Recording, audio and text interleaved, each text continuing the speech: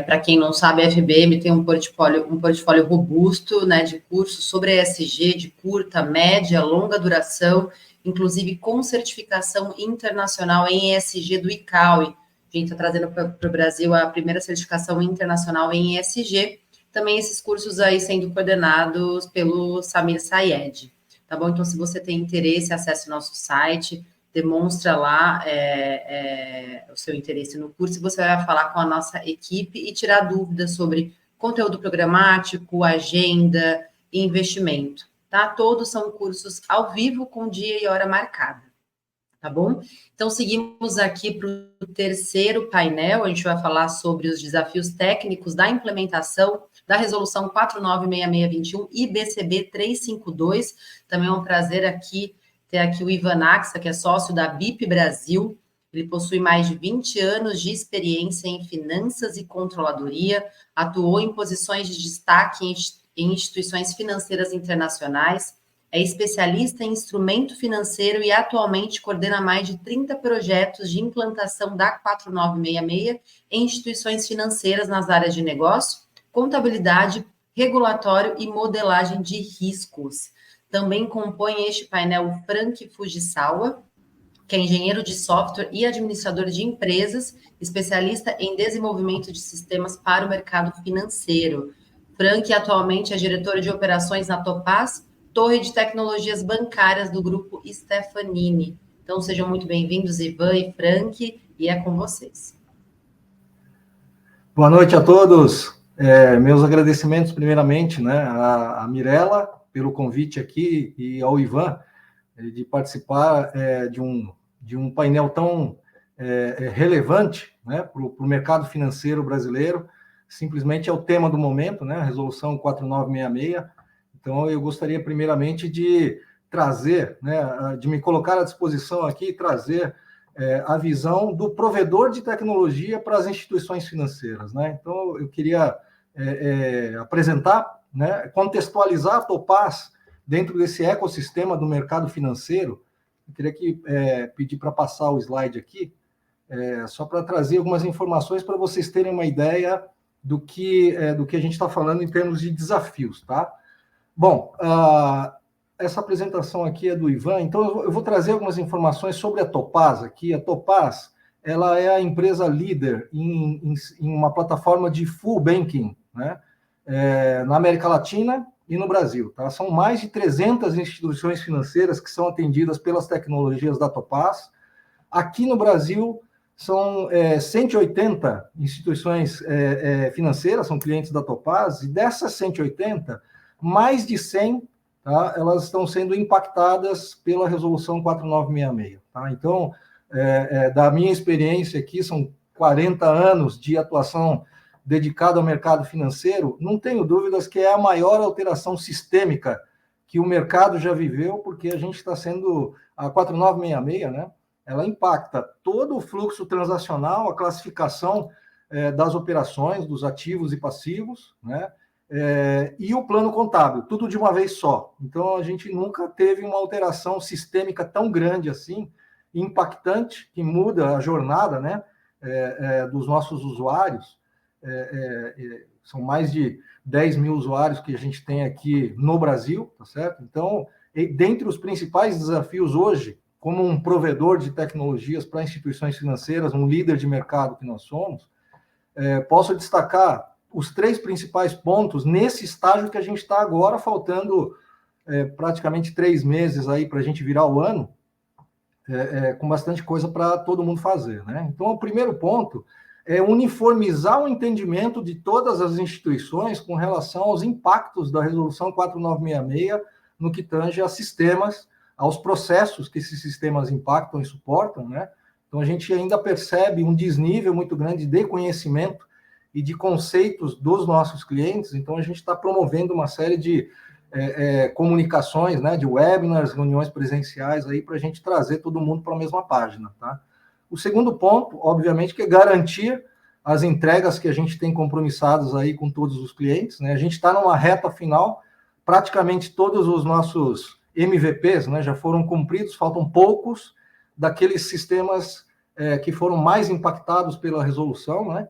Então, tem mais algumas entregas ainda pequenas para serem feitas, que vão dar condições a todos os nossos clientes aí de fecharem suas versões, homologarem, né, subirem para a produção e aguardar a virada do ano, né? E aí tem todo o desafio, que é o terceiro ponto, que é estruturarmos a nossa operação para a gente atender os diferentes níveis de serviços que essas instituições têm a expectativa de receber. Então, tem instituições que estão naquela posição mais conservadora, achando que o impacto vai ser pequeno, né? Tem aquelas instituições que estão muito bem planejadas, já reservaram seus recursos aí, já contrataram squads da Topaz para poder fazer o suporte, né?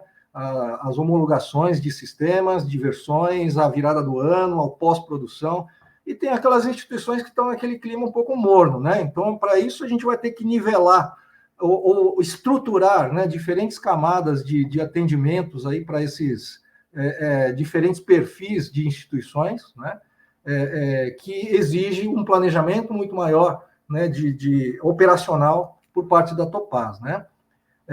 Então, eu queria, primeiramente, né, abrir esse painel aqui compartilhando essa visão de um provedor líder de mercado, né, aqui no Brasil, na América Latina, com esses desafios, e imediatamente eu queria passar a palavra aí para o Ivan. Ivan, grande parceiro da Topaz durante mais de 2 décadas, aí tem sido um parceiro extremamente relevante. Eu diria que hoje é uma das principais referências de conhecimento sobre a resolução 4966, tem nos ajudado bastante aí nos entendimentos sobre a norma e na transformação desse conhecimento que o Ivan traz para a linguagem de sistemas, né? Então, isso tem sido um parceiro muito relevante aí para o nosso trabalho. Então, Ivan, eu passo-lhe a palavra e estou aqui na expectativa de aprender bastante com a sua apresentação. Legal, Frank. Obrigado aí pela introdução inicial. Obrigado, Mirela, aí pelo convite, mais uma vez aqui de participar dos eventos aqui da FBM Educação. Então, indo aí direto ao assunto, né, passar um pouquinho da visão geral, né, da 4966, eu acho que antes de mais nada vale a pena a gente mencionar que a mudança aí, né, para 4966 é uma das maiores transformações do sistema financeiro que pelo menos eu já presenciei na minha carreira, né?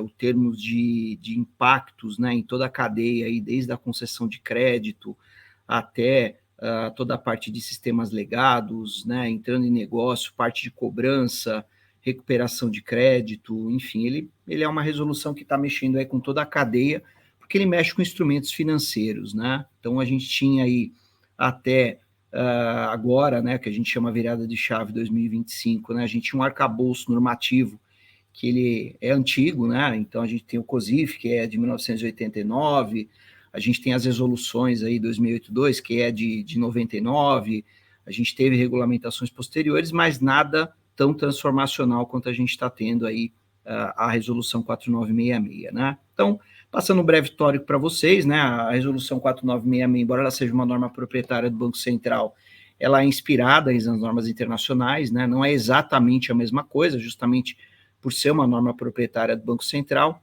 que foi emitida, né, em 2021, depois de um longo processo de audiências públicas, aí, desde 2017, eu tive a oportunidade de participar do processo de audiência pública dessas normas, foram diversas aí trocas do mercado com o Banco Central, que culminaram aí na resolução 4966, que entra em vigor agora a partir de janeiro de 2025, além da 4966, temos um outro impacto bastante importante que a gente não pode esquecer, que é a entrada em vigor na mesma data da Lei 14.467. Né? A Lei 14.467, ela trata os efeitos fiscais do provisionamento de crédito, então ela tem que ser implantada em conjunto. Né? Então, muita gente às vezes está dando muita visão, né, muita prioridade na 4966, a gente não pode se esquecer dos impactos fiscais que vêm juntos aí com a Lei 14.467, tá? Então, o objetivo é um pouco passar isso para vocês. Pessoal, pode passar a apresentação.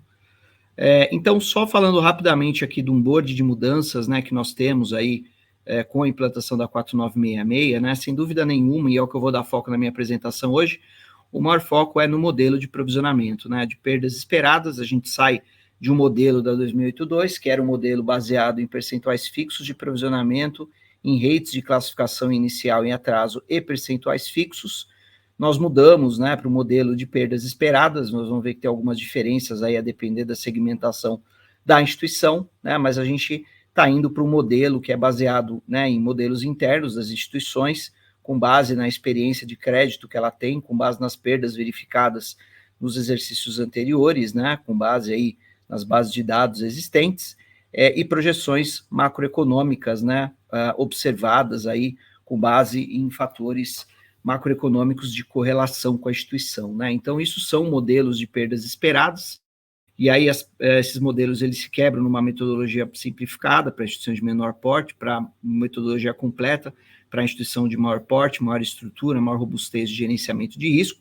Mas, além das perdas esperadas, nós temos outras questões aí que nós temos que cumprir, né?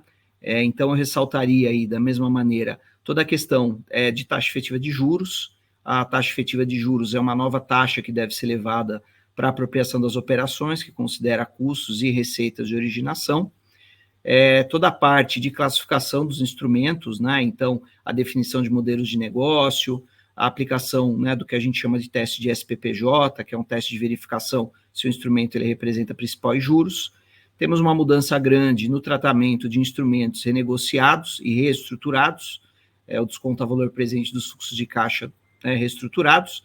Toda a parte, né, é linkada às perdas esperadas, né, de definição de ativo problemático, medidas aí que tem que ser marcadas nas operações para definição dos ativos problemáticos. Fora isso, temos aí todo o desafio de implantação disso dentro de um novo plano de contas, que foi definido aí por instruções normativas divulgadas pelo Banco Central ao longo aí de 2024, né, 2023, 2024, e também a parte de evidenciação das demonstrações financeiras, que também não pode ser deixado de lado, porque tudo que nós estamos fazendo vai precisar ser evidenciado, vai precisar ser divulgado em notas explicativas das demonstrações financeiras, né? Então, ressaltaria aí basicamente esses 3 tópicos, né, que são aí as principais alterações aí da 4966, tá? A minha apresentação daqui para frente, ela foca no item 1, né, que é o item de principal impacto, que são as perdas esperadas associadas ao risco de crédito. Pode passar, por favor, o slide. Bom, em termos de mudanças aí para as instituições, né, temos aí uma alteração grande aí na parte de governança, né, então, desde a definição de modelos de negócio, definição de ativo problemático, definição de cura, definição do que é uma operação reestruturada, o que é uma operação renegociada, novos critérios de baixa prejuízo, né, tudo isso, obviamente, baseado aí em como, né, a instituição ela faz o gerenciamento de risco de crédito, o gerenciamento de risco de uma maneira geral, né. Então, uma das grandes mudanças aqui é que a contabilidade, ela, de certa maneira, né, ou na sua integridade, praticamente, ela passa a acompanhar modelos de gestão de risco de crédito, de risco de mercado das instituições financeiras, né. Toda a parte de sistemas, acho que como o Frank falou, a Topaz é um dos fornecedores aí do sistema financeiro. Nós temos outros fornecedores, né, que atendem o mercado financeiro. Também temos os sistemas legados internos, né, de desenvolvimento interno das instituições. Esses sistemas aí, né, ao longo aí de 2023, exercício 2024, eles tiveram praticamente aí que ter todos os seus códigos revistos e readaptados aí para dar luz aí a partir de 1º de janeiro as novas contabilizações e os eventos decorrentes da 4966, né? A parte de processos, então, quando a gente fala, né, de alteração de governança e de sistemas, né, temos aí toda a necessidade de adaptar processos internos das instituições e todo o impacto de negócio regulatório, né? Então, como eu disse aí para vocês, né, em negócio a gente tem alterações de política de concessão de crédito, a política de precificação de instrumentos financeiros, políticas de cobrança, né, e os impactos aí nos regulatórios, que são os reportes aí periodicamente divulgados aí pelas instituições financeiras, né, o que a gente chama aí dos CADOCs, e aí envolvem, né, o CADOC contábil, contábeis de risco, contábeis aí focados para a gestão de capital. Então, tudo isso, né, é alterado aí de alguma maneira, alguns em maior grau, outros em menor grau, pela resolução 4966, tá? Pode passar, pessoal. Então, entrando um pouco em perdas esperadas, Acho que o primeiro grande impacto que nós temos é que o provisionamento que existia, né, que existe ainda, né, porque a resolução 2002 ainda está vigente até o final do ano, é um foco bastante grande em operações de crédito, operações com característica de concessão de crédito. E aí, quando veio a 4966 e as normas complementares, elas abriram um pouco mais o escopo aí, né, do escopo que a gente tem que apurar perdas esperadas e perdas incorridas. Então, o que nós estamos falando, basicamente, né? Toda a carteira de títulos e valores mobiliários, títulos privados, principalmente, né? Títulos públicos também, alguns, que a gente não tinha ali uma visão de perda esperada e de perda incorrida, a gente passa a ter essa visão, né, de necessidade aí de controle, de mensuração e de contabilização de perdas esperadas também sobre a carteira, né? Não só mais de crédito, concessão de crédito, mas também de títulos e valores mobiliários, né? Temos toda a parte de garantias prestadas também, né, que são ativos, que são garantias aí prestadas pelas instituições como um produto, né? Essas garantias, elas também passam a ser escopo das perdas esperadas. Toda a parte de compromissos de crédito canceláveis, então a gente está falando de limites de crédito, alguns limites aí como cheque especial, limite de cartão de crédito, limites rotativos, que eles ainda nem são uma exposição ativa, né? Não é uma exposição on-balance das instituições, mas elas também estão passíveis de mensuração de perdas esperadas, ainda que elas não tenham virado um ativo, né? Essa exposição, ela é passível de provisionamento, né? E além de outros tópicos aí também que já eram considerados pela 2082, a gente passa a ter aí um escopo maior de itens aí a serem provisionados, né? Tanto para perdas esperadas quanto para perdas incorridas, né? Lembrando que também temos aí o grupo de outros ativos que também passam aí a ter contas específicas, né, para registro das provisões aí de perdas esperadas e perdas incorridas. Então, o escopo é muito maior, acho que o recado é esse, né, e é necessário se avaliar praticamente todas as contas, né, de ativos financeiros do balanço das instituições, justamente para a gente ter modelos aí adequados, né, de perdas esperadas, e para aquilo que a gente não tem modelo de perdas esperadas, a gente ter modelos ali mais empíricos, né, um pouco mais baseado em dados qualitativos, e eventualmente aquilo que não for feito, nenhum nível de provisionamento, pelo menos que se tenha uma política e se detalhe, né, os racionais, né, se a gente está usando critério de materialidade ou outros critérios aí para registrar aí os novos elementos da 4966. Pode passar, Mirela. Bom, quando a gente fala de metodologia de perda esperada, nós temos dois grupos de possíveis metodologias, né? Do lado esquerdo aqui, né, da minha apresentação, nós temos o modelo completo, que ele é aplicável às instituições do segmento S1, S2 e S3. Tem uma segmentação, né, que divide as instituições financeiras, dado o grau aí de relevância e disposição no mercado, né? Ela é baseada aí com base em fatores que levam em conta PIB e outras distribuições. A gente tem uma classificação das instituições financeiras. Então, quando a gente fala de instituições S1, S2, S3, a gente está pegando aí as instituições de maior porte, com uma gestão de riscos mais robusta, né? Essas instituições, aí, elas estão aí obrigadas a cumprir, né, as perdas esperadas, seguindo o modelo completo. E o modelo simplificado, que seria aplicável aí a instituições de menor porte, geralmente as instituições do segmento S4 e S5, que são as instituições menores, que o Banco Central aqui criou uma metodologia simplificada. Ela tem, né, o benefício de realmente ser mais simples a aplicação dela, porque ela se baseia em classificação de carteiras, né, baseado em garantia e modalidade e percentuais fixos de provisionamento, né? Então ela é de mais simples aplicação, mas ela talvez, aí, a depender da carteira, ela leva aí as instituições a terem um nível de provisionamento maior, né, do que era observado anteriormente, né? Na verdade, o que a gente tem observado aí na grande maioria das instituições é que tanto o modelo simplificado quanto o modelo completo, eles devem levar a um aumento de provisão, né? Obviamente que isso depende se são para instituição, tem instituições que eram mais provisionadas, tem instituições que eram menos provisionadas.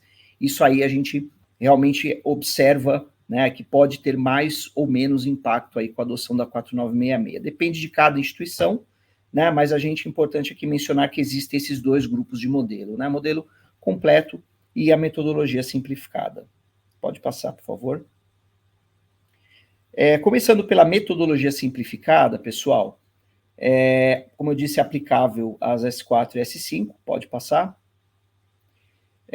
Na metodologia simplificada, né, nós vamos pegar ali toda a carteira de operações da instituição, né, e vamos separar em 2 grupos, né.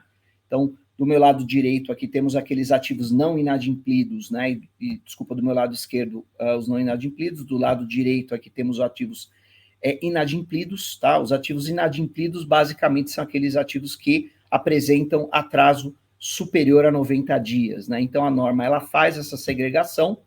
Para os ativos não inadimplidos, nós teremos a aplicação de 2 tabelas de provisionamento fixo, né? E para os ativos inadimplidos, nós teremos também a aplicação de uma tabela fixa, que é a tabela do anexo 1, né? Mais uma provisão complementar para quem é S4 e S5, né? Então, a soma de todas essas tabelas, elas vão resultar aí no provisionamento total aí da instituição, né? E aí, começando pelos não inadimplidos, pode passar, pessoal. Para a gente caracterizar, né, além do inadimplido e não inadimplido, a gente precisa ter uma definição intermediária, que é a definição do que é ativo problemático, né? Então, o que nós temos, basicamente? Um ativo inadimplido, ele é um ativo problemático, mas o ativo ele pode se caracterizar como ativo problemático em função de outros fatores, tá? Então, por exemplo, se um ativo ele não tem 90 dias de atraso, mas eu já detectei que existe uma deterioração da capacidade financeira daquele cliente, então ele já é um ativo problemático. Se ele é um ativo reestruturado, né, ou seja, ele já passou por renegociações sucessivas, ou ele tem uma renegociação em função de uma observação de uma deterioração de crédito da contraparte, né? Então, ele já é um ativo problemático, independentemente do atraso. Se eu tenho alguma falência decretada, recuperação judicial ou extrajudicial, uma medida judicial que impeça o pagamento, né? Então, todos esses são fatores que levam o ativo à caracterização como ativo problemático, independentemente do atingimento dos 90 dias, né? Então, primeira avaliação que nós temos que fazer, esse ativo, ele é problemático? Então, se ele é problemático, nós separamos ele, e aí, dentro do problemático, nós vamos ver se ele é inadimplido, ou seja, se ele possui mais do que 90 dias de atraso, a gente também faz mais uma separação, justamente porque, para a gente poder enquadrar, né, aquele grupo de ativos, aquela carteira, dentro das tabelas de provisionamento corretas, aí definidas pela resolução BCB 352, tá? Que é uma resolução complementar à resolução CMN 4966, tá? Então, feita essa caracterização do que é ativo problemático, pode passar, pessoal. Enfim, tem alguns critérios de cura que eu falo depois, pode passar. A gente tem também a necessidade, né, além dessas separações, né, de ativo problemático, ativo inadimplido, nós temos a necessidade também de fazer uma classificação inicial da operação baseada no enquadramento dela em modalidade e garantia, né? Então, o Banco Central criou 5 grupos para a gente classificar uma operação, então, de C1 a C5. Então, o que seria essa diferenciação do C1 e C5, né? Basicamente, as categorias de 1, 2 e 3, elas são para ativos que possuem garantias, e aí C1, né, a melhor garantia, C3, uma garantia de menor qualidade, e a C4 e C5 seria uma separação para modalidades. Então, aquelas operações que não têm garantia, algumas modalidades elas vão cair ali na carteira C4, e algumas modalidades elas vão cair ali na carteira C5, né? Ou seja, a C1, né, a carteira C1 seria a operação com melhor garantia. Então, por exemplo, o que cai na carteira C1? Cairia, por exemplo, um crédito garantia por uma alienação fiduciária de um imóvel, que é a melhor garantia, né, dentro do range de garantias que nós temos possíveis aí para as operações, né? O que seria, por exemplo, uma carteira C5? Seria, né, uma operação sem garantia, ou com uma garantia que não tem uma qualidade que é considerada aqui pela norma, tá? Então, como eu dei o exemplo do C1, né, seria um exemplo de uma operação que cairia no C1, seria uma operação com uma alienação fiduciária. O C2 seria um exemplo, né, seria uma operação garantida por uma alienação fiduciária de um bem móvel, né, seria, por exemplo, uma garantia de veículo. Pode passar, por favor. A operação em C3 seria, por exemplo, uma operação que tem uma garantia de recebível. A operação em C4, ela não tem uma garantia, mas seria, por exemplo, uma operação de capital de giro, um contrato, adiantamento de contrato de câmbio, uma operação de debênture emitido por uma empresa privada, por exemplo, né, cairia na carteira C4, então não é uma garantia, mas são algumas modalidades que foram definidas e foram separadas aí pelo Banco Central na Resolução 352. E, por fim, né, a C5, ela seria para uma operação sem garantia ou com uma garantia que não foi julgada aí como sendo de boa qualidade, né? Lembrando que os créditos consignados, né, eles caem aqui na categoria C5. Mesmo se ele for setor público, se ele for consignado do setor privado, se for convênio, todo crédito consignado, ele foi classificado aqui pelo Banco Central na carteira C5. E isso deu um impacto aí bastante relevante no mercado de crédito consignado, né? Porque geralmente a carteira de crédito consignado sem atraso, né? Ela é uma carteira que estava classificada ali ou como A ou como A na 2682, né? Então ela tinha 0,5% de provisionamento, e de largada uma operação de crédito consignado, ele cairia aqui no C5, né? Que tem aí um provisionamento mínimo de 1,9 ali para uma operação sem atraso, né? Então, para os S4, o Banco Central deu um alívio, né? Depois eu vou comentar durante a apresentação, mas, né, o que é importante, que toda a carteira de crédito consignado, ela cai aqui na carteira C5, isso dá um impacto bastante grande, deu um impacto bastante grande nas simulações aí das instituições do sistema financeiro. Pode passar. Bom, então, feitas essas segregações, né, o que é um ativo problemático, o que é um ativo inadimplido, né, que é necessariamente um ativo que tem mais do que 90 dias de atraso, e feita a classificação das operações de acordo com a classificação C, né, que leva em conta a garantia. Então, aí nós vamos para a aplicação das tabelas aí para cálculo de provisionamento, né? Então, nessa tabela aqui nós podemos observar, né, que nós temos uma tabela, né, a primeira, que é a tabela, né, de provisionamento para operações em situação normal. Então, ela não é um ativo problemático, ela não é um ativo inadimplido, ela é uma operação em situação normal, tá? Então, uma operação em situação normal é uma operação não problemática, com até 90 dias de atraso. Então, eu aplico, né, basicamente, a operação, eu classifico ela como C1 a C5, vejo se ela possui algum nível de faixa de atraso. Então, essa primeira faixa, né, de 0 a 14 dias de atraso, a segunda de 15 a 30, a terceira de 31 a 60 e a quarta de 61 a 90, e aí nós temos percentuais fixos de provisionamento, né? Então, vamos dar um exemplo, vamos dar aqui, por exemplo, uma operação de crédito imobiliário. Ela tem uma garantia de alienação fiduciária de um bem imóvel. Então, ela não tem nenhum atraso. Então, ela seria uma operação classificada como C1, na faixa de 0 a 14 dias de atraso. Então, como eu faço o cálculo do provisionamento dela? Ela seria a multiplicação do saldo devedor por esse fator aqui de 1,4%. Então, ela teria um provisionamento inicial de 1,4%, tá? No caso do exemplo que eu dei do crédito consignado, né? Um crédito consignado seria uma carteira C5. Se ele tem 0 a 14 dias de atraso, ele cairia aqui no C5.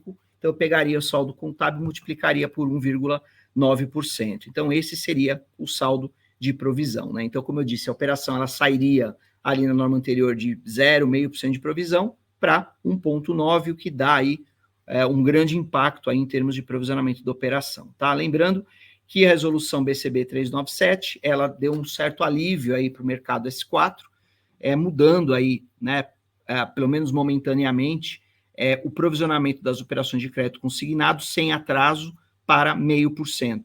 Então, ele reduziu aqui de 1,9% para 0,5%, né? Isso aí foi bastante bem-vindo aí para o mercado, tá? Então, essa é a primeira tabela. A segunda tabela, que é a tabela do artigo 78, nós aplicamos... pode voltar um pouquinho, por favor? Depois eu vou explicar o funcionamento aqui, né? Então, o artigo 78 são para aquelas operações que eu classifiquei como problemática. Então, eu posso ter uma operação em dia ou até 90 dias de atraso. Se eu caracterizo ele como problemático, ele muda para a segunda tabela. Então, que é uma tabela que vai ali de 10% até 53% 0,4%. Então, eu já elevo aí o nível de provisionamento por ela ter sido caracterizada como ativo problemático. E a terceira tabela, que é a tabela do slide posterior aí, que é a soma de duas tabelas, né? É a soma ali da tabela do anexo 1, que é essa que está aqui à minha esquerda. Então, da mesma mecânica, ela separa as operações de C1 a C5, nível de atraso, mais a quarta tabela, que é o percentual adicional. Então, o que cairia aqui dentro, né? Vamos imaginar o meu exemplo que eu dei. Um crédito imobiliário com uma garantia de alienação fiduciária, que tem ali, né, mais de um mês como ativo inadimplido. Então, vamos colocar, ela teria 121, de 91 a 120 dias de atraso, ela cairia aqui na carteira C1, então ela teria 10% de provisionamento, e na carteira C5, então é o exemplo do crédito consignado, um crédito consignado ali com mais de 91 dias de atraso, ela cairia aqui na carteira C5, e ela teria um provisionamento inicial de 53%, tá? Então, que aí é um provisionamento bastante elevado, né? E essa faixa, ela vai piorando, né? Essas faixas, elas vão caindo conforme a gente vai aumentando aí o atraso nas operações até ela chegar a 100%, né? Lembrando que o Banco Central, na resolução 2082, ela tinha ali um prazo de provisionamento de 100% em 180 dias, e esses prazos, eles foram aumentados, né? Eles são de 540 dias para as operações em C1 e para 720 dias ali no máximo, né, do quadrante para as operações em C5. Então, o que a gente pode dizer, pessoal? No modelo simplificado, as operações com menor risco, né, as operações que têm uma menor faixa de atraso, elas vão ter um provisionamento maior. Por contrapartida, as operações, elas têm mais tempo até chegar em 100% de provisionamento, né? Então, esses efeitos, em parte, eles podem se compensar a depender da carteira, né? E o líquido disso vai ser o provisionamento total da instituição, que ela vai utilizar aí como base para fazer os ajustes ali da provisão em 1º de janeiro de 2025, tá? Em resumo, o modelo simplificado é isso. Então, o modelo simplificado, ele, como a 2082, ela tem percentuais fixos, ela vai ter mais faixas e ela vai ter essa quebra de C1 a C5 que não existia no modelo anterior da 2082, tá? Pode passar, por favor. Bom, e aí, como eu disse, nós temos dois modelos, o modelo simplificado que eu acabei de explicar e o modelo completo, né? O modelo completo, ele vai ser aplicado para as instituições de maior porte, como eu disse, porque elas já têm modelos de perdas esperadas, né? Elas já têm modelos de gestão de riscos mais robustos, né? Lembrando que uma instituição do segmento S4, ela pode entrar com pedido de autorização para o Banco Central a partir de 1º de janeiro, também para mudar para o modelo completo, tá? Mas isso aí depende de uma série de procedimentos que precisam ser endereçados aí pela instituição S4 que quer fazer o pleito. Mas a obrigatoriedade, basicamente, é do segmento 1 ao segmento 3, a aplicação do modelo completo, tá? E o modelo completo, pessoal, pode passar, por favor?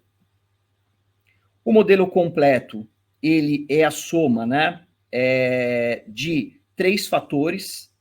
Então, de novo, aqui, a mecânica é a mesma, né? A primeira separação que a gente precisa fazer é dos ativos não inadimplidos daqueles ativos inadimplidos. Então, a régua de 90 dias, né, ela serve para os dois modelos.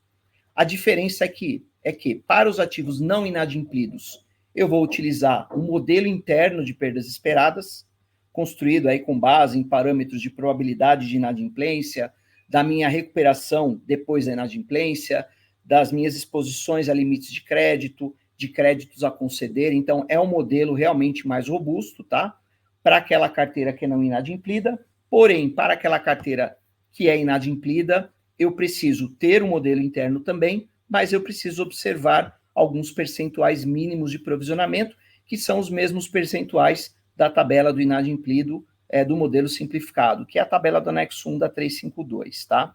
Então, basicamente, a diferença é, né? Quem usa modelo simplificado vai para percentuais fixos, quem usa modelo completo vai para modelo interno, mais ou menos, no caso não menos, né? Mais os percentuais fixos de provisionamento. Ou seja, o que eu quero dizer aqui? Se o meu modelo interno para o inadimplido, ele revelar um nível de provisionamento inferior aos percentuais mínimos definidos pelo Banco Central, o que vale são os percentuais mínimos definidos pelo Banco Central, tá? É dos dois o maior, né? Modelo interno comparado com os percentuais mínimos para o inadimplido e para o não inadimplido, os modelos internos, tá ok? Pode passar, por favor. Também temos, né, para o modelo completo, aquela necessidade de classificação dos Cs, isso não muda, né? Então, essa é uma implantação, esse motor de classificação que a gente chama, né, baseado em garantia em modalidade, ele também serve para o modelo completo, tá? Se a gente vai ver que para a aplicação das faixas de provisionamento do anexo 1, a gente vai precisar do C da operação, mas, além disso, o modelo completo ele requer um outro controle, que é o controle de estágios, que é mais uma tabela, né, mais uma referência aí que a gente vai ter que ter. Então, além de fazer a classificação do C, além de fazer a classificação do ativo inadimplido, além da gente ter que fazer a classificação do ativo problemático, a gente precisa aplicar a regra de estágios, tá? Então, as operações da carteira, elas serão, no modelo completo, classificadas em 3 estágios. Então, estágio 1, para aquelas operações que desde a concessão não foi observado aumento significativo de risco de crédito. O estágio 2, para as operações onde foi observado aumento significativo de risco de crédito, limitado a 30 dias de atraso. Então, todas as operações com 30 dias de atraso, ela cai aqui para o estágio 2. E as operações, os ativos problemáticos, eles caem aqui no estágio 3, ou seja, a flag que a gente chama, né, de ativo problemático, ela também vai ser utilizada aqui para a classificação de estágios, tá? Então, o que leva a operação basicamente para estágio 3 é uma operação problemática. E como eu disse para vocês, dentro do estágio 3, nós vamos ter aquelas operações que são ativos problemáticos não inadimplidos e os ativos problemáticos inadimplidos. Nós vamos ter esses dois grupos aqui, tá? Então, essa classificação, que também é, né, do modelo completo, ela vai acompanhar a operação ao longo da vida dela, né? Lembrando que uma operação, ela pode aumentar, então a operação geralmente, ela nasce em estágio 1 sempre, ela migra para estágio 2 e ela pode migrar para o estágio 3, a depender da deterioração do risco de crédito, e essas operações, elas podem também passar por um processo que a gente chama de cura, né? Então, a cura, o que seria? Seria uma operação que está em estágio 3, ela pode voltar para estágio 2, se forem aí observados, né, um pagamento, não existência de atrasos e um pagamento tempestivo mínimo, que a gente chama de período de cura, né, que vai ter que ser definido também com base nos modelos internos da instituição, e a operação ela também pode voltar de estágio 2 para estágio 1, né, a depender também se o risco de crédito, né, se a probabilidade de inadimplência dela sem atraso, ela é igual ou menor ao da concessão. Então, a operação, ela pode voltar para estágio 1, tá?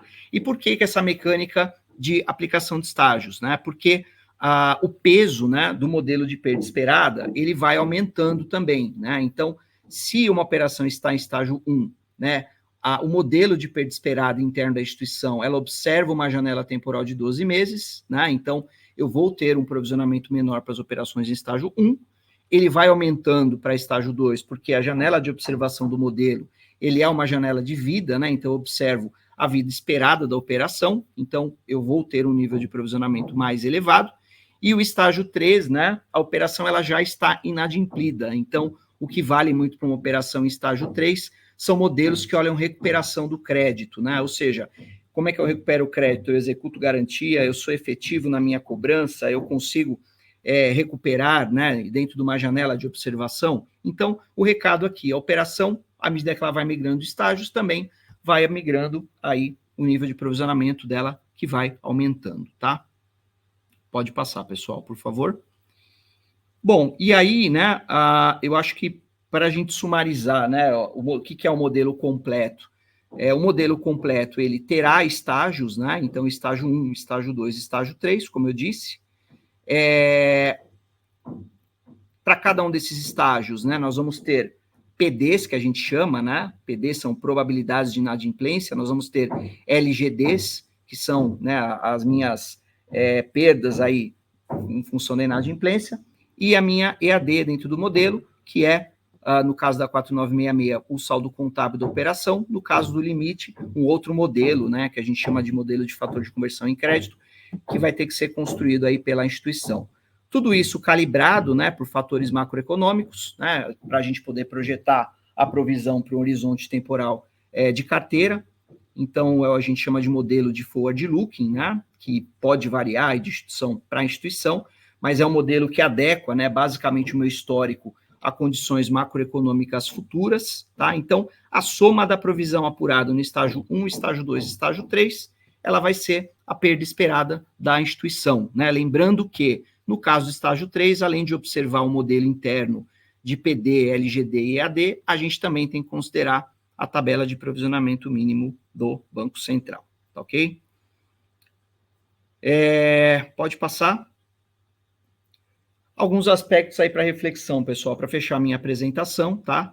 E aí eu digo aspectos, né, depois da virada. Então, eu acho que está todo mundo muito preocupado agora, as instituições que a gente tem atendido, elas estão muito preocupadas aí em fazer essa virada de chave que a gente chama, né? Que é como eu adequo os meus processos, os meus sistemas e os meus controles para ficar aí tudo compatível para entrar 1º de janeiro, tudo isso funcionando, tá? Mas a gente tem algumas coisas, né, que a gente tem observado que as instituições elas estão revisando, mas que talvez aí isso estenda a 1º de janeiro, né? Ou seja, a operação assistida de tudo isso, ela vai gerar alguns impactos na operação, tá? E isso aí vai permanecer aí ao longo dos anos, né? Então, eu trouxe aqui alguns tópicos para a gente refletir aqui para vocês. O primeiro tópico a gente chama o score de crédito, né? Então, alguns clientes, né? Dado o nível de provisionamento inicial da operação, alguns clientes que eu concedia crédito, eu posso vir a não conceder mais crédito para esses clientes, porque o nível de provisionamento elevado, né, isso vai aumentar as minhas provisões, isso vai chamar mais capital, consequentemente, alguns grupos ou algum cliente, né, que era viável a gente operar, pode ser que eu tenha que rever aí o meu score de crédito e eu talvez pare de conceder crédito aí para alguns tipos de carteira, alguns tipos de cliente, né, ou passe a focar a minha concessão no determinado grupo e deixe de dar foco em outros grupos, tá? Isso aí a gente tem visto aí que está acontecendo, e aí é muito necessário a gente reavaliar as nossas políticas de crédito, tá? Justamente porque a gente reavaliando a política de crédito, pode ser que isso não dê impacto para a gente entrar em 1º de janeiro, mas isso vai dar impacto ao longo do tempo, à medida que a carteira, né, de crédito das instituições ela for andando, né? O processo de concessão, então, como eu disse, né, eu definindo o meu perfil de crédito, o meu perfil de concessão, meu processo de concessão também muda. Pode ser que para alguns públicos eu exija um reforço de garantias, porque a garantia no provisionamento anterior de 2002 ela não tinha tanto peso a partir do momento que o cliente ele entrava em atraso, e agora ele passa a ter muito impacto, né?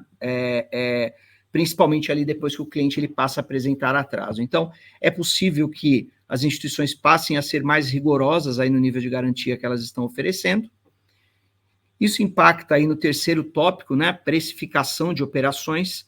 Pode ser que uma determinada precificação, né, de taxa que eu esteja fazendo hoje, pode ser que eu tenha que rever isso, né, ou seja, talvez eu consiga melhorar a taxa de juros para um cliente que tem um perfil de risco, né, que ofereça garantias melhores, a gente melhore as condições de concessão de crédito, mas pode ser que eu também piore as taxas, né, para aquelas operações, principalmente que não tem garantia, ou que tenham aí um perfil, um público de crédito que seja observado maior risco e maior percentual de provisionamento, tá? O quarto tópico que a gente ressalta é a questão de capital regulatório. Então, a mudança em 1º de janeiro, né, ela pode levar a um aumento ou até uma melhora de provisão, como eu disse, isso varia de instituição para instituição, né, mas o que a gente tem visto aí, principalmente em instituições de varejo, é um aumento de provisionamento. Aumentar a provisão, né, em 1º de janeiro significa reduzir ali o meu capital, e aí isso pode levar a algum nível de desenquadramento, né, no estresse do negócio, né, ou pode levar a eu ter que recalibrar as minhas projeções de capital. Então, a gente chama bastante aí atenção, principalmente as simulações que precisam ser feitas, precisa ser simulado o impacto em capital, e precisam ser revistas aí também as projeções de capital. Consequentemente, isso vai mexer no meu teste de estresse, né? E também vai mexer nos meus modelos de orçamento, né? Tudo isso a gente tem que lembrar que isso tudo está conectado, né? O meu processo de cobrança tem que ser revisto também, porque era muito comum, né, em alguns negócios, em algumas carteiras, se fazerem renegociações sucessivas, e agora o que a gente vai perceber é que talvez renegociações sucessivas elas caracterizem um ativo estruturado, por conseguinte, um ativo problemático, né? Então, mesmo eu tendo uma reestruturação, a operação ela não tendo atraso, a depender de como a gente vê a carteira, eu posso ter uma operação que seja levada para uma condição de ativo problemático, e aí os impactos todos aí que nós tivemos, né? Então, o meu processo de cobrança e meu processo de recuperação, ele também precisa ser revisto. E o último tópico, né, que a instituição faça uma gestão de mudança. Então, o que a gente percebe é que os projetos aí, eles ainda estão muito focados em áreas administrativas da instituição, né? Então, está muito ali em riscos, contabilidade, tecnologia, mas, principalmente para instituições de varejo, você tem um impacto na ponta, né? Então, a rede de agências, né, a partir de 1º de janeiro, ela vai ter novas funcionalidades do sistema, elas vão precisar ser treinadas para isso, elas vão ter novos campos ali para serem preenchidos no sistema, elas vão ter que analisar o crédito de maneira diferente, vão ter que precificar o crédito de uma maneira diferente, tá? Então, é muito importante que seja feito um processo bastante sustentável de gestão de mudanças, não só para 1º de janeiro, mas aí na sequência da operação da instituição, né? A implantação o recado principal, pessoal, é que a implantação da 4966 ela não termina em 1º de janeiro de 2025. Ela vai durar muito tempo, né? Até que todos esses processos estejam estabilizados, né? Estejam no DNA das instituições, né? E dos colaboradores, assim como o arcabouço atual está, né? Então, a gente vai levar um tempo para tudo isso acontecer, ok? Então, com isso eu encerro a minha apresentação. Volto a palavra aí para o Frank. Tem algumas perguntas aí no chat que eu tenho observado, mas fique à vontade aí, Frank, para as considerações aí e eventuais perguntas aí que tenham surgido. Excelente, Ivan. Obrigado aí pelas explicações. Por mais que o assunto seja focado em perdas esperadas, você nos trouxe uma visão muito ampla do que a 4966 impacta os processos, né, de uma instituição, tá? Realmente tem algumas perguntas aqui no chat. Então, eu queria endereçar algumas delas, tá? O Paulo, ele pergunta, a resolução 397 tirou o impacto do crédito consignado? Não, ele não tirou o impacto do crédito consignado. Na verdade, o Banco Central, né, ele trouxe aí um alívio, de certa maneira, de provisionamento de 0,5%, lembrando que isso vale só para o S4, tá? Porém, a gente tem uma outra questão que precisa ser observada, né? O modelo simplificado, ele não exime a responsabilidade das instituições S4 de terem um modelo de perdas esperadas e comparar com o resultado do modelo simplificado no nível de contrato, tá? Isso está claro. Então, o que vai acontecer? Por mais que o Banco Central tenha dado esse alívio de 0,5%, caso o meu modelo de perdas esperadas, tá? Ele revele que eu tenho uma necessidade, né, uma perda esperada observada maior do que 0,5% na minha operação de crédito consignado, esse percentual ele vai subir e vai convergir para o modelo interno de perda esperada, tá? Lembrando que o S4 ele não precisa aplicar o modelo completo, com segregação de estágios, mas a necessidade de ter um modelo de perdas esperadas, ele já é uma necessidade antiga de 2017 da resolução 4557, tá? Então, por favor, se atentem a isso, tá? Então, comparar o 0,5% com o modelo interno de cada instituição. Se não tiver modelo interno S4, corram atrás disso, porque isso vai ser, já foi muito claro nas reuniões que a gente tem participado, que isso vai ser cobrado aí pela fiscalização do Banco Central. Obrigado, Ivan. Tem mais uma pergunta aqui do Lucas. A 4966 pode ser aplicada por uma IP, né, uma instituição de pagamento que não tem carteira de crédito e é emissora de moeda eletrônica? Na verdade, o que é aplicável à IP é a resolução BCB 352, tá? Que é basicamente uma cópia da 4966, né? Com alguns dispositivos adicionais, tá?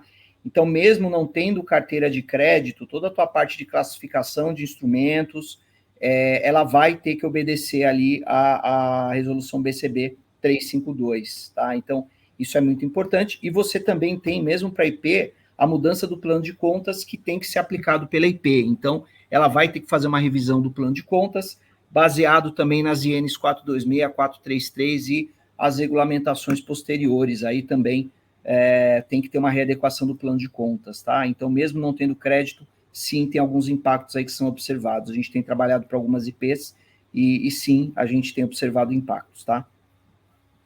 Obrigado, Ivan. Tem mais uma pergunta aqui. Acho que a gente está no tempo ainda, né? O José Simões, ele pergunta, uma operação pode nascer diretamente no estágio 3? Não, uma operação ela não nasce estágio 3. A operação ela nasce sempre em estágio 1. Ela migra para estágio 3, tá? O que acontece? Por mais que a operação ela tenha um alto risco, o que a gente mede no estágio 1 é uma operação que não teve alteração significativa no meu risco de crédito desde a concessão. Então, a operação, ela nasce em estágio 1 e ela migra para estágio 2 e estágio 3, tá? Mas, Ivan, eu tenho uma carteira de originação para operações de alto risco. Não tem problema. Olhando a sua régua de risco, aquilo é uma operação em estágio 1. Então, ela vai aumentar se realmente ela piorar a situação de crédito dela, é maior do que aquilo que você já conhecia no momento da concessão. Perfeito, perfeito. Ivan, tem mais uma pergunta aqui. Você nos trouxe alguns insights aí sobre os impactos, né, nos sistemas das instituições, e você tem mais de 30 projetos andando em paralelo aí pela BIP, e é seguro de que é uma carteira extremamente multidisciplinar de instituições financeiras, onde você vê de tudo, né? Sistemas internos, sistemas de mainframe, sistemas de terceiros, sistemas globais, enfim. Quais são os grandes impactos, né? Quais são os reais impactos e os desafios das instituições com relação às tecnologias que vão suportar todas essas alterações que você nos apresentou aqui? Legal, Frank, excelente pergunta, né? O que a gente tem visto aí dos principais desafios tecnológicos, né? Para quem tem legado interno, né? Foram os desenvolvimentos todos que têm que ser feitos nos legados internos. Quando a instituição ela utiliza sistemas externos, como o caso, né, dos módulos da Topaz, ela dividiu, né, de certa maneira, a demanda com as empresas de tecnologia, né? O grande problema é de quem usa software, fornecedores externos, geralmente não usa apenas um fornecedor, mas ela utiliza diversos fornecedores. Então, assim, quando você for fazer um teste integrado, eu preciso certificar de que todos os módulos, né, estejam adequados, estejam dentro das mesmas regras, para a gente poder rodar esse teste integrado. Outro desafio que a gente tem visto muito, né, são os versionamentos. Então, a gente viu que que algumas instituições financeiras que usam módulos de fornecedores externos não estavam, né, com a versão atualizada para a versão que o fornecedor está alterando, então que tiveram que fazer upgrades de versão para a versão que realmente vai ser alterada pelo fornecedor. Por mais que o fornecedor ele entregue, né, e eles estão entregando, do outro lado, a partir do momento que o fornecedor entrega, tem que ter homologação por parte das instituições, tá? Então tem que ter aí toda a homologação dos usuários, né? E as versões elas não são perfeitas, então tem uma troca, né, de versionamentos aí com os fornecedores. E depois que tudo isso estiver acertado, a gente precisa fazer o teste integrado, né, que é rodar tudo isso e ver como funciona, né? E um outro impacto em tecnologia que a gente ressalta é a questão da virada de chave. Então, a gente precisa estar tudo isso testado, homologado, em produção, com flag desativado, né? Então, isso tudo tem que estar ali em ambiente de produção, para em 1º de janeiro a gente coordenar a GMUD, né? Ou seja, quer botar realmente esses módulos aí, virar a flag ele já vai estar em produção, né? Virar a flag para funcionamento, para que tudo isso comece a processar os novos eventos dentro da 4966 e sensibilizar o contábil fiscal de uma maneira correta, tá? Em resumo, falei muito, mas são esses os principais impactos que a gente vê em tecnologia. Excelente, Ivan. Estamos fazendo já a nossa lição de casa com base no que você falou aí, né? Mas o grande desafio é fazer com que tudo isso funcione de forma orquestrada na virada, até a virada e na virada, né? Esse é o grande desafio que a gente tem. Eu não sei se dá tempo para mais uma perguntinha, tem mais 2 perguntas muito interessantes aqui dos nossos ouvintes, né?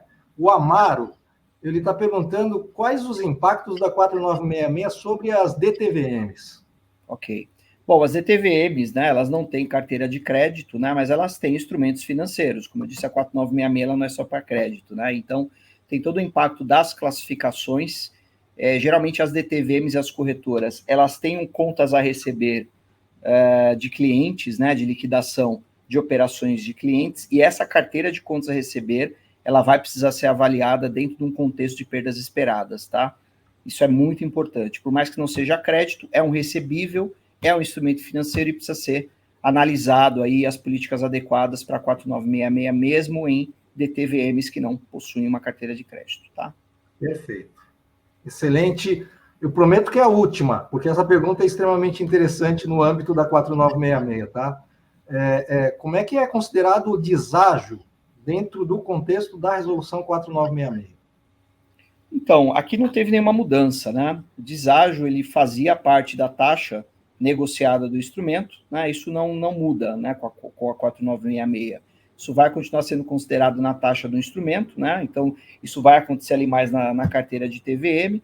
E aí, assim, isso realmente é um ponto que não vejo impactos aí, mudanças aí com a 4966, tá? Ok.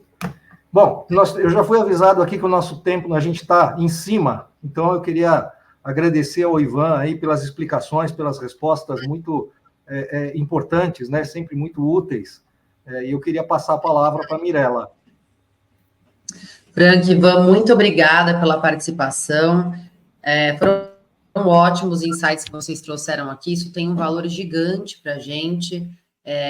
Muito obrigada. Já são aí 8h15, o pessoal que nos acompanha. A gente gostaria de agradecer, né? Gostaria muito de agradecer a presença de vocês que está aqui online, e a gente reafirma aquele compromisso inicial com a atualização constante, e por isso deixamos aqui um cupom de desconto de 15% para você ter acesso à plataforma de cursos da FBM e seguir com a sua atualização profissional. Na plataforma, você continuará tendo contato e aprendizado com os maiores nomes do mercado contábil e financeiro do país. E se você tem interesse em se aprofundar em instrumentos financeiros, a gente tem um curso de especialista em instrumentos financeiros focado na 4966, né, com duração de 40 horas, online, 100% ao vivo. Fabi, coloca naquela tela do especialista só para eu comentar aqui, por gentileza.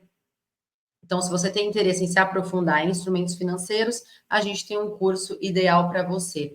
Também temos a especialização, né, que é informação em contabilidade de instituição financeira e de pagamento. É um curso mais robusto, de 100 horas. Então, se você se interessa por esses temas, quer continuar essa jornada de conhecimento, a gente pode te auxiliar nesse processo, tá bom? Então, é isso mesmo, você tem essa oportunidade, né? A gente deixa aqui o cupom de desconto de 15% para você conhecer um pouco mais da nossa plataforma, com o melhor custo-benefício existente, tá joia? Então, muito obrigada a todos, e fica aqui de novo o convite, 15% para você conhecer a nossa plataforma de cursos online da FBM Educação. Com essa sua sábia decisão, você estará mais preparado para chegar ao topo do mercado contábil e financeiro. Pessoal, muito obrigada. 8h17, quase 3 horas de evento. Foi intenso, mas agora vamos descansar. Muito obrigada a todos e até a próxima.